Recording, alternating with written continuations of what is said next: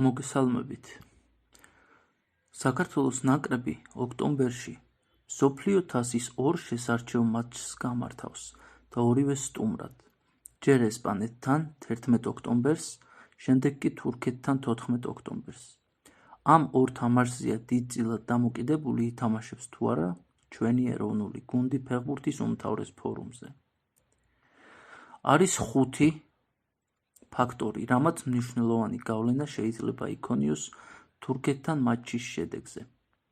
მათი მწვრთნელი ნელსონ მონტელაა, რა თქმა უნდა. პირველი, თურქეთის ნაკრები შინაგანად ვეღარაა ისე ყოჩაღად, როგორც შესარჩევი ციკლის დასაწყისში.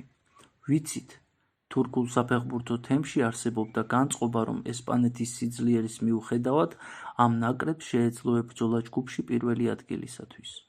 თურქების ოცნება, რასაც ქვია, ხუხულასავით დაინგრა მას მერე, რაც ისინი ესპანეთში განადგურდნენ.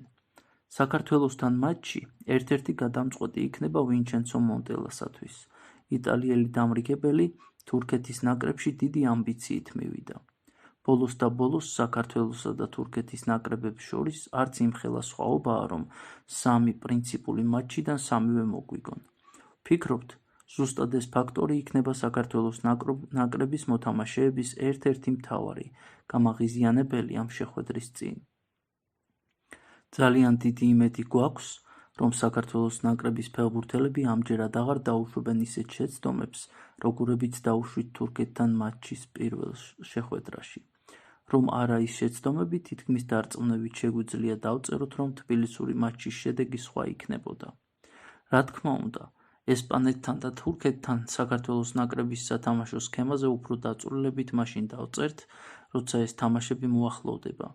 ისიც კარგად ვიცით, რომ სათამაშო სქემის შერჩევა ვილი სანიოლის პრეროგატივაა და ჩვენ არავინ არ გვეკითხება, ამიტომ ჯობია დავყენდეთ და მივხედოთ საკუთარ თავს. ახლა კი ჯერი საქართველოს ნაკრების ფეხბურთელებზეა. თითოეული მათგანი ოპტიმალურ სათამაშო ფორმაში უნდა შეხვდეს ამ ორ დიდ გამოწვევას. იმედია, რომ გიორგი მამარდაშვილი ლივერპულში კიდევ ჩაატარებს არაერთ თამაშს. რაც შეეხება გიორგი მიქაუტაძეს, იუვენტუსის კარში გააქვს, სხვა ჩვენებურებიც ყოჩაღობენ. ხვიჩა კვარაცხელიამ კი ცოტა ფეხი იტკინა. ზოგადად საქართველოს ნაკრების ამ შემადგენლობას ბევრი რამ შეუძლია, შანსი კი არის. შესაძლოა არა 100%-იანი, მაგრამ სანამ ის არსებობს, უნდა ვიბრძოლოთ. მით უმეტეს ესპანეთმა ერთგვარად გააშიშვლა თურქეთის ნაკრები და დაგვანახა, რომ ბევრი არაფერი არ შეუძლიათ, თუ არ ჩავთვლით არდა გულეროს. ფეხბურთი კი იმიტომაც არის ძალიან მიმზიდველი და საინტერესო თამაში მსოფლიოში, რომ ამ თამაში გამარჯვება ყოველთვის ფავორიტს არ რჩება, თორე ტოტალიზატორებს რა გადაურჩებოდა. საქართველოს ამ ფორმაციის ნაკრები იშვიათად ყოფილა ფავორიტი, მაგრამ აუთსაიდერის რანგში უკეთებია დიდი საქმეები. ახლაც ასეთი მოცემულობაა, საკუთარ თავს უნდა გადავახტეთ და სასწორზე ჩვენთვის პირველი მუნდიალი დევს, ამიტომ ბიჭებო მიდით, მიაწექით და ვაჩვენოთ თურქებს რა შეუძლია ქართველ მახანე ბიჭობას.